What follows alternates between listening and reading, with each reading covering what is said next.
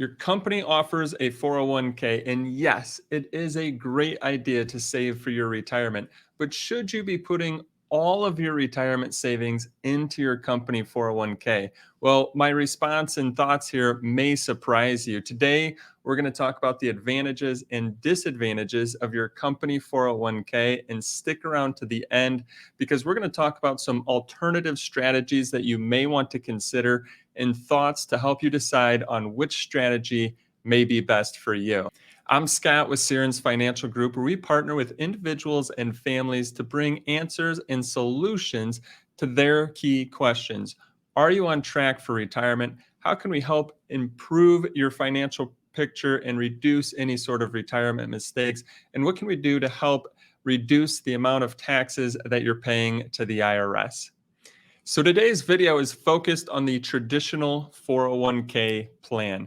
And while there's this age-old thought process that you need to contribute to your 401k, put all your retirement savings into your 401k, and yes, the 401k does have its upsides, but you really need to pay attention to all aspects of the 401k. And there are some disadvantages as well. So like I mentioned, stick around to the end where we're going to talk about some alternative strategies that you may want to consider. Let's start with the upsides or the advantages of your 401k. Your 401k is protected by federal law, which is ERISA, the Employee Retirement Income Security Act of 1974. What this does is it sets a minimum standard for employers and protects employees as well as their beneficiaries. The next advantage of contributing to your 401k is that you get a tax deduction in the year that you make the contribution. For example, let's say you're making $100,000 a year and you contribute $10,000 into your 401k. That means that your taxable income for that year was $90,000. Now, while this can be promoted as a way to continue to lower your taxable income today, we are going to talk about how this can become a disadvantage as well. Because remember, all the money that you contribute to your 401k, when you make withdrawals in the future, you will have to pay income tax on all of the withdrawals that you take out. Our next advantage is age limitations on withdrawals. And you might be looking, going, wait a second, how is this an advantage of utilizing the 401k? Well, for some people, if you have access to your money, most likely you may utilize it. So this is a great way to make sure that you are contributing and truly saving for your retirement, meaning that you're not able to touch the money until age 59 and a half, or potentially age 55 using the rule of 55, so that you're truly saving the money for later. Now, a big advantage of the 401k is if your company provides a company match, meaning they are contributing from their dollars into your 401k. For example, they might say, we will match 100% up to 6% of your contribution. So if you're only giving 3%, well, they're only going to give up to 3%. If you're giving 9%, they'll match up to that 100% up to 6%. So a lot of times the company match is based on your contributions. They want to make sure that you're contributing to your 401k, and then that's how they will also contribute to your 401k. Now, big thing to pay attention to here, if you plan to leave your company, make sure to take a look at what your vesting period is. I see sometimes when working with people that they left the company before they're fully vested into their company match, meaning they might only get 50% or 75% or 90% of their company match. A lot of times you have to stay with the company a certain amount of time before you receive all of the match that they're contributing into the 401k. Another advantage of the 401k is the high contribution limit. So rather than just using an IRA or a Roth IRA, by utilizing your company's 401k, you can actually contribute more towards your retirement than you would be able to utilizing other types of retirement accounts. But we will talk about some alternative strategies that don't have any sort of limits on them. And then the last advantage that I'm listing today regarding your 401k is the tax-deferred growth, meaning this money that you're saving for later in life well, it's not going to add into your the gains, right? Or any interest or dividends that are produced are not going to add into your current year's taxable income. All of the growth, all of the gains, dividends, interest, everything that's put into your 401k is deferred until a later date, until you decide to make withdrawals from that 401k plan. Remember, stick around to the end where we're going to talk about some alternative strategies to your company 401k. Now, I hope that you're finding value and benefit in this video so far. And if you'd like to see additional videos just like this to help you build wealth and reduce your long-term tax picture, subscribe to our YouTube channel. Also, check us out on lifemoneyshow.com. That's lifemoneyshow.com to see additional blogs, videos, podcasts to help you and your financial future. With that, let's move on to the disadvantages of the 401k and why you might want to consider not putting all of your retirement savings into your 401k. So the first disadvantage in regards to your company's 401k is the age limitations in which you can make withdrawals. I know I showed this as an advantage. That's for folks that were maybe have a tough time. If money's available to them, they're always going to go and withdraw it and use it. So for those that need to save for the future, this is a positive, but it can also be a disadvantage, right? Because if you do need money prior to age 59 and a half, well, if you were to withdraw from your 401k, you could incur a 10% penalty. Now, there is one exception to that rule, which is the rule of 55. Some company plans allow you to make withdrawals from your company 401k starting at age 55, but it must be from your most recent employer's 401k, and that's the only 401k that it applies to. So for those of you that plan on retiring early, be very aware of the age limitations when it comes to making withdrawals from your 401k to help provide income for you and support your lifestyle. Another couple disadvantages of the 401k is I find that sometimes 401ks can have limited investment options as well as high fund fees in the options that you do have. Now, you might be thinking, well, but yeah, my 401k is with a really large provider. Still, you want to take a look at the funds that are offered to you in that 401k. And a lot of times those, even though it's a really large provider, the funds that are in there are at a very high expense ratio. So you want to take a look at the funds that are in your 401k and then look at the expense ratios of those funds that are being provided to you. So let's dive a little bit deeper on why you might not want to put all of your retirement savings into your company 401k. First off is that any withdrawals that you make from your 401k, you're going to pay ordinary income tax rates on all of those withdrawals. That includes the base amount of money that you put in plus all of those gains that you've had over time. Now you might be thinking to yourself, well, wait a second, won't my taxable income in retirement be lower than what your taxable income is today? Well, depending on how much you've saved into your 401k, that might not always be the case. I've done a lot of forecast recently for clients where, again, it's just a projection, but it's projecting that the withdrawals that they'll be taking from their 401ks in their future could actually put them with more income coming in their future than how much they have coming in today. And a big reason for that is what we call the required minimum distributions, or where the government is forcing you to take those withdrawals from your 401k accounts.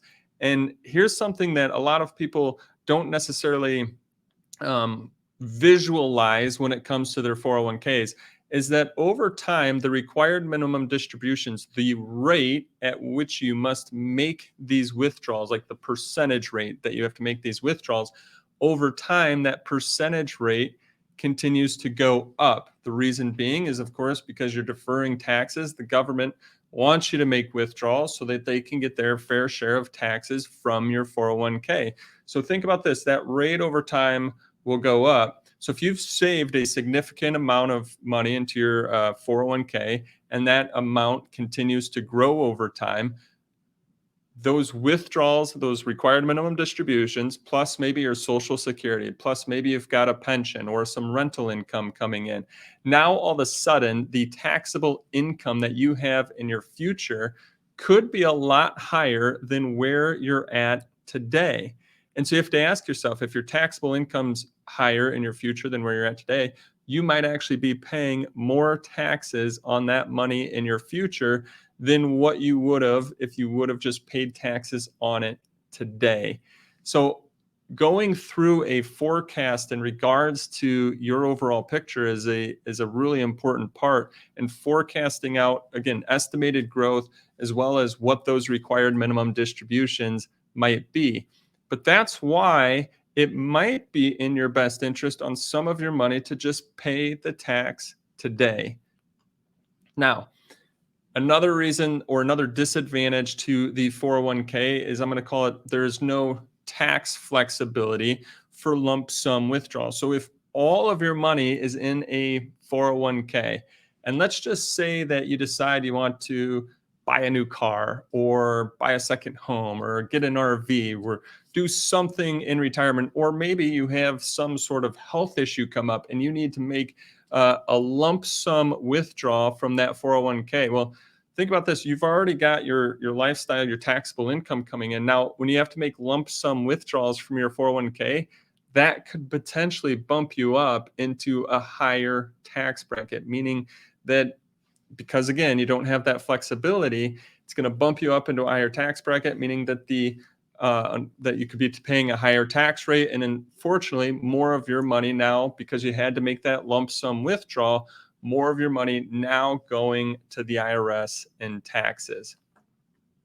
So yes, there are definitely some advantages to the 401k, but you really want to consider not putting all of your retirement savings into your 401k. I think a lot of times we can get very caught up into the tax deduction that we get today, but we're not thinking about those required minimum distributions, all of that tax-deferred growth that you're going to have to take out in the future. And if your taxable income in the future is higher than where it's at today, if tax rates were the same, right, and your taxable income's higher in the future and you're in a new bracket, well, now you're all of a sudden paying more taxes on that money in the future than you would have today.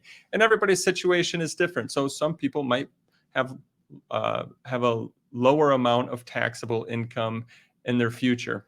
So here, I just want to talk about some alternative strategies, the process that we go through with our clients to help provide what I like to call is tax diversification. One item that we want to look at is the Roth 401k. Now, the Roth 401k is where you pay tax on that money today. So you're going to pay tax at your current rate. However, the difference is all of this money grows tax-free, and then you can also make withdrawals from your Roth 401k account. All of those withdrawals you're able to make tax-free as well. So tax-free growth, tax-free withdrawals. Another account that you want to consider contributing to is a taxable account, otherwise sometimes known as a brokerage account, right? And investing in your brokerage account. Now, this is an account that's going to get taxed on potentially gains, interest, and dividends each and every year. However, again, you're paying the taxes today. Now, in this account, what we like to do with our clients is focus on the long term, at least holding funds in this account for 1 year. Why is that? Because then you can focus on long-term capital gains rate, which is more favorable than your ordinary income tax rate. So you're paying a more favorable rate on the gains as you go. Again, tax diversification can provide you flexibility in regards to your future and your retirement. So now if you have that lump sum withdrawal that you need to make, now you've got maybe your brokerage account to go to make that withdrawal, or your Roth 401k account to go to make that withdrawal. So you're not just taking big lump sum withdrawals that might be throwing you up into another tax bracket, costing you more in taxes and more going to the IRS. By using diversification, it helps keep more of your hard-earned retirement savings with you and in your pocket. So let me just walk you through the thought process that we go through with our clients to help understand how we should look at tax diversification.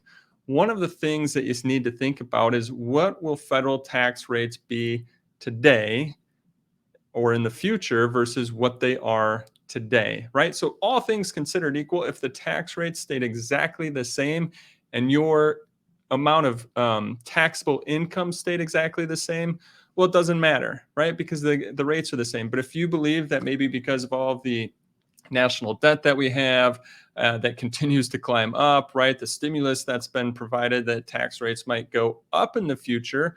Well, you really have to take that into consideration and utilize that thought process with the second item, right? What will your taxable income be in the future versus where it's at today? So, if potentially through your forecast and projection, your taxable income might be higher in the future, plus you feel that taxes will be higher in the future, it might not be in your best interest to put all of your money into your 401k today. Now, if you feel that everything's going to be lower in the future, well, then the 401k is a great tool to go ahead and use.